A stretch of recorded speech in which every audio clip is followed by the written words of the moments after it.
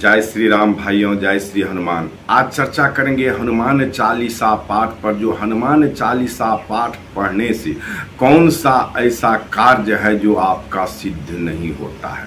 संसार में कोई ऐसा कार्य नहीं है जो हनुमान चालीसा पाठ करने से सिद्ध नहीं होता है, परंतु उसके पढ़ने का तरीका आपको जानना चाहिए। ये किस तरीका से हम पढ़ें।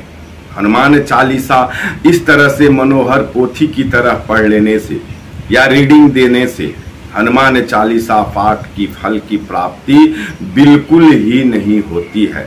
बंधुओं, यदि आप हनुमान भक्त हैं और प्रभु श्री राम के भक्त हैं, अनन्य भक्त हैं, तो आज इस प्रसंग को अंत तक अवश्य सुनिएगा। और सुनने से पहले मैं ब्रजेश पाठक आप सभी भक्तगणों का अपने YouTube चैनल पर हार्दिक स्वागत करता हूं और एक निवेदन करता हूं कि पहली बार यदि चैनल पर विजिट किए हैं तो कृपया करके चैनल को सब्सक्राइब कर लें और बेल आइकन को प्रेस करके ऑल पर सेट कर लें और कमेंट में प्रभु श्री राम का नाम, जय श्री राम, जय हनुमान अवश्य लिखें, क्योंकि प्रभु श्री राम के नाम लिखने से हनुमान जी खुश होते हैं। और आप हनुमान भक्त हैं तो ऐसा कभी हो ही नहीं सकता जो जय श्री राम आप नहीं लिखेंगे। बंधुओं, कहने का मतलब है जो हनुमान चालीसा पाठ यदि आप श्रद्धा और समर्पण यानी पूर्ण समर्पण और विश्वास के साथ पढ़ते हैं तो ऐसा कोई कार्य नहीं है कलयुग में जो आपका नहीं होगा। निश्चित रूप से श्री हनुमान जी उस कार्य को सिद्ध करते हैं, क्योंकि विश्वास ही एक ऐसा फल है। यदि आप कह दीजिएगा जो यहाँ पे हनुमान जी आते हैं और रोज उस विश्वास के साथ आप वहाँ जाइएगा तो वहाँ एक न एक रोज श्री हनुमान जी आपको दर्शन देंगे और मिलेंगे। यही होता है विश्वास।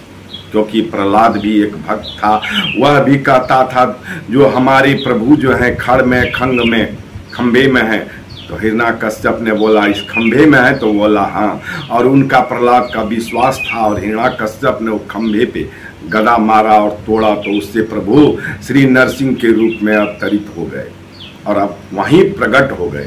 तो यही होता है विश्वास। तो बंधुओं, आपका माने हनुमान चालीसा पाठ पढ़ा गया, यदि आप विश्वास से पढ़ते हैं तो आपका हर कार्य सिद्ध होगा। लेकिन पढ़ने का तरीका ये है, ऐसा नहीं जो आप रीडिंग दे दिए मनोहर पोथी की तरह बच्चों की तरह पढ़ लिए, नहीं। उसमें जो लिखा हुआ है पहला 4 शब्द ही 4 लाइन यदि आप गहराई से पढ़ लिए तो आप समझिए संपूर्ण हनुमान चालीसा पाठ का फल की प्राप्ति आपको हो जाता है। उसमें है क्या? पहला श्री गोस्वामी तुलसीदास जी महाराज शुरू कहाँ से किए हैं उस पर ध्यान देने की बात है। श्री गुरु चरण सरोज रज, माने गुरु के चरण में क्या है? कमल का फूल। कमल का फूल, सरोज मन में कमल का फूल होता है। तो गुरु के चरणों को नित्य दिन आपको स्मरण करना है और उसमें गुरु के चरण को कमल की फूल समझना है, जो श्री गुरु चरण सरोज रज। अब उसके बाद क्या है? निज मन मुकुर सुधारी। निज मन माने नित्य दिन आप गुरु के चरण को कमल के फूल समान दर्शन करें। और मुकुर मतलब क्या होता है? दर्पण। तो दर्पण की तरह उसको अपने झांकिए गुरु के चरण में।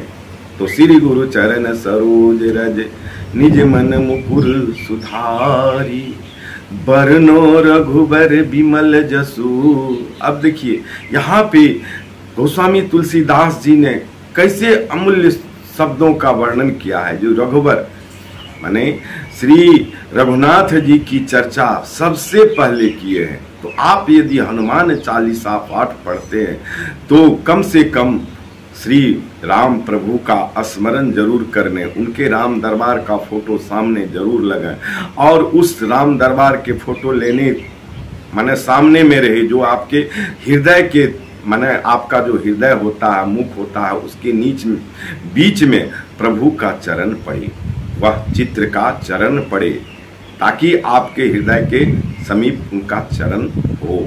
तो प्रभु श्री राम का चरण यदि आपके हृदय के समक्ष रहते हैं, मुख के नीचे और हृदय से ऊपर बीच में। इसी तरह श्री हनुमान जी का भी चित्र आपको लगा के रखना है। और क्या कहता है, जो हनुमान चालीसा पाठ पढ़ने वक्त में ऐसे ही जिस तरह से अभी मैं बताया हूँ इसी तरह से अर्थ लगा करके श्री गुरु चरण सरोज रज निज मन मकुर सुधारी बरनो रघुबर विमल जसु। अब देखिए वहां बरनो रघुबर विमल जसु, प्रभु का यश का गान कीजिए। ये नहीं हो सके तो क्या कहता है, आप एक राम स्तुति है जो आप भगवान प्रकट हुए हैं, तो प्रकट हुए हैं तो वह 5 माने दोहा चौपाई को पढ़ लीजिए। भय प्रगट कृपाला दीन दयाला कौशल्या हितकारी हर्षित महतारी मुनि मनहारी अद्भुत रूप विचारी। उसके बाद आप हनुमान चालीसा इस स्तोत्रम को, राम अवतार स्तोत्रम को पढ़ करके उसके बाद आप एकदम लगन से विश्वास के साथ अर्थ लगा करके यदि आप हनुमान चालीसा पाठ नित्य रोज पढ़ते हैं और मंगलवार को कम से कम विशेष रूप से पढ़ते हैं, मंगलवार को पर्व के तरह मनाते हैं, यदि 5 बार सुबह में पढ़ते हैं 5 बार शाम में पढ़ते हैं, लेकिन संकल्प करके पढ़िए। हनुमान चालीसा पाठ बगैर संकल्प का मत पढ़िए। संकल्प करने की जो विधि है वह मैं अपने चैनल पे बता चुका हूँ, कुछ वीडियो है जो देखते होंगे आप तो पता चलेगा। जो संकल्प करने की जो विधि है वह आपको क्या कहता है, जो एकदम नियम से स्नान कर लेना है। स्नान करके आपको एकदम पवित्र जल लोटा होता है, उसमें जो जल भरते हैं उसमें जल भर लीजिए और उस जल में आप क्या कहता है, जो 1 पान का पत्ता, 1 द्रव, सुपारी और लौंग ले करके और संकल्प करके उस लोटे में रख दें। और जब पूजा समाप्त होता है तो उस का जब जितने बार आप संकल्प करते हैं, यदि 1 रोज का संकल्प किए हैं, 3 बार का संकल्प हनुमान चालीसा का किए हैं, तो उसी रोज आप विसर्जन करके उस लोटे के जल से अपना आचमन करें और घर में चारों तरफ छिड़के। तो बंधुओं, ऐसा नहीं है, जो कोई कार्य ऐसा नहीं है इस कलयुग में जो हनुमान चालीसा पाठ से सिद्ध नहीं होता। ऐसा देखा गया है जो सरकारी जॉब भी यदि आपके भाग्य में है तो वह भी मिला है। तो बंधुओं, यदि आप अभी तक मेरे चैनल को सब्सक्राइब नहीं किए हैं तो सब्सक्राइब कर लीजिए और बेल आइकन को प्रेस करके ऑल पर सेट कर लीजिए, ताकि इसी प्रकार का जो भी प्रसंग है आप तक नोटिफिकेशन के द्वारा पहुंच सके। और प्रभु श्री राम का नाम अभी तक जो बंधुगण नहीं लिखे हैं तो प्रभु श्री राम का नाम जय श्री राम अवश्य लिखाइए और अंगूठा का निशान जो है उसको 1 लाइक जरूर कीजिए, ताकि प्रभु श्री राम आप सबों का मंगल करे। श्री हनुमान जी कष्ट हरे। जय जय श्री राम, जय जय सीताराम।